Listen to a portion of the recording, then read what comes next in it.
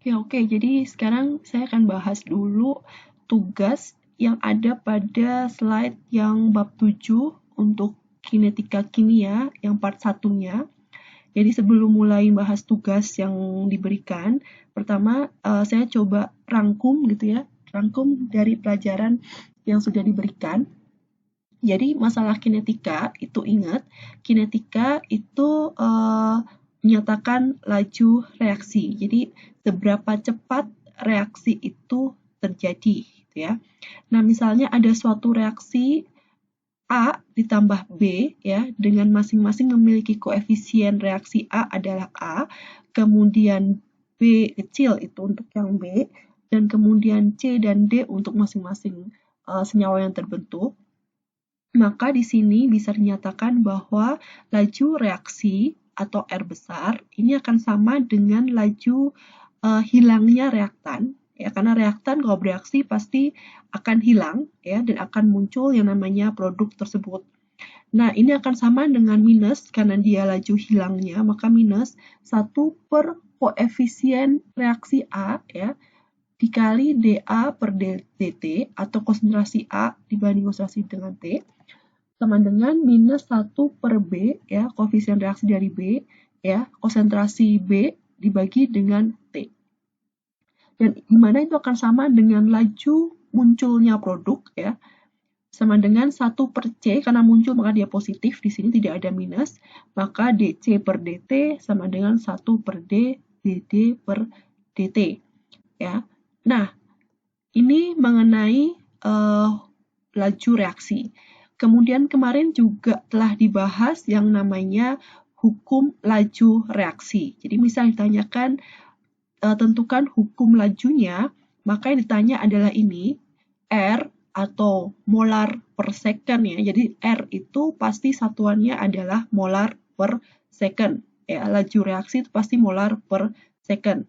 Nah, sama dengan ini K atau konstanta laju reaksi, ya, ini K, A pangkat M, B pangkat N, di mana di sini M, ya, M ini bukan A dan N bukan B. Oke. Jadi ini adalah order reaksi ya, bukan konstantanya atau koefisien ya. Jadi M ini bukan A kecil dan N bukan B. Dan dan satuan dari K ini tergantung dari berapakah besarnya M dan berapakah besarnya N ya. Jadi tergantung dari order reaksi keseluruhan dari reaksi tersebut. Ya. Kalau ditanyakan adalah order keseluruhan, jawabannya adalah M tambah N ditambah yang ada di situ reaksinya. Oke, untuk tugas yang pertama, ini yang ditanyakan adalah laju rata-rata ya, reaksi pada saat 5 menit dan 10 menit. Reaksinya adalah dekomposisi dari NO2, maka di sini kita lihat NO2 itu akan mengurai ya menjadi NO dan O2. Oke. Nah, di sini saat 5 menit adalah sekian molar dan saat 10 menit adalah sekian molar. Maka di sini kita bisa cari laju reaksinya sama dengan konsentrasi saat 10 menit dikurangi dengan konsentrasi saat 5 menit ya, dibagi dengan waktunya sama dengan sekian molar per menit. Jawabannya adalah yang B. Oke.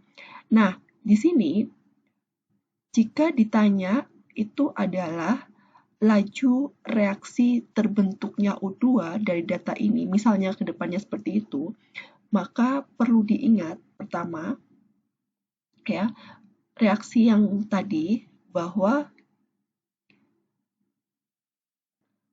ya, jika ditanyakan adalah berapakah laju terbentuknya O2, maka di sini menggunakan persamaan yang awal bahwa laju reaksi keseluruhan itu sama dengan 1 per koefisien dari yang reaktannya, ya, sama dengan ini terbentuknya maka dia bukan negatif tapi positif, ya. Oke, jadi dia positif, ini adalah 1/2 dari O2. Oke, nah oleh karena itu di sini lajunya, maka ketika diketahui adalah sebesar 3,2 kali spot minus 3 molar per menit, maka untuk laju terbentuknya O2 ya, atau dalam hal ini adalah O2 per dt itu akan sama dengan setengah ya, pindah ke sini ruas sebelah kiri, setengah dikali D O2 dikali dt atau laju reaksinya, maka akan sama dengan 1,6 kali 10⁻³ molar per menit. Kemudian tugas nomor 2 ini di sini dicari dari reaksi 2A ditambah B menjadi 3C, itu hukum lajunya adalah seperti ini. Ya, ini adalah K-nya, kalau ditanyakan adalah ini. Maka ketika konsentrasi A 0,2 molar dan B adalah 0,3 molar, berapakah laju reaksinya? Maka lajunya sama dengan K ya, dikalikan konsentrasi A dimasukkan, konsentrasi B dimasukkan, maka hasilnya adalah sekian molar per second ya. Oke, cukup mudah. Nomor 3 ini lumayan sulit. Jadi ketika ada reaksi dengan 4 macam eksperimen seperti ini yang pertama kalian harus lakukan adalah tuliskan dulu hukum lajunya dari reaksi tersebut. Jadi hukum lajunya itu sama dengan R ya, dikali konstanta lajunya. Oke, dikalikan dengan A karena dia melibatkan A, B, dan C. A-nya pangkat M, B-nya pangkat N, C-nya pangkat O. Ya, ini adalah hukum laju reaksinya.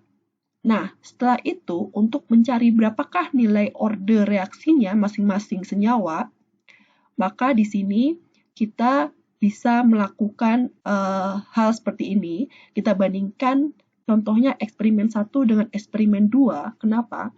Karena di sini konsentrasi untuk B dan C di kedua eksperimen ini sama, ya. Jadi bisa kita coret. Oke. Kita bisa coret B dan C di sini, sehingga kita bisa dapatkan nilai M itu sama dengan 2. Ya. Nah, berarti kita tahu bahwa order reaksi A, ya, order reaksi A itu adalah 2. Oke. Nah, kemudian untuk mencari order reaksi O, maka kita bisa pilih di mana yang B itu bisa kita coret. Artinya, kita bisa pilih yang reaksi atau eksperimen nomor 3 dan 4. Ya. Jadi kita coretkannya, kita coret B-nya, sementara yang A, ini walaupun tidak sama tidak apa-apa, karena kita sudah tahu berapakah order reaksi dari A-nya terlebih dahulu. Oke, jadi kita bisa mendapatkan order reaksi dari O yang akan sama dengan 0,5 atau setengah. Kemudian untuk mencari N di sini, karena belum dapat, ya, maka kita bisa bandingkan sebenarnya mana saja, 2 dengan 4 atau 2 dengan 3, ya. Kita bisa masukkan gitu ya, nilai 2 banding 3.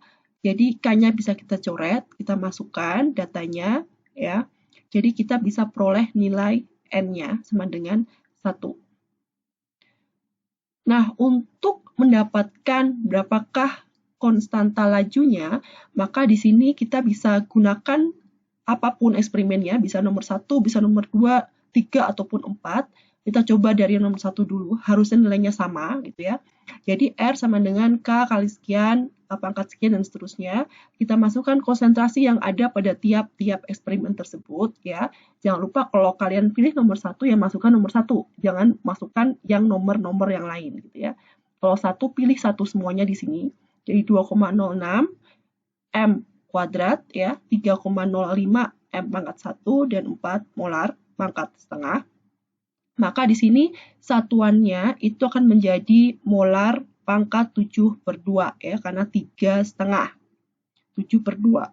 Nah, untuk mendapatkan satuan menjadi molar per second ya, maka di sini K-nya itu harus memiliki satuan molar pangkat minus 5/7 ya. Tinggal kalian putar ke sini balik naikkan ke atas jadinya minus 5/7 per second ya.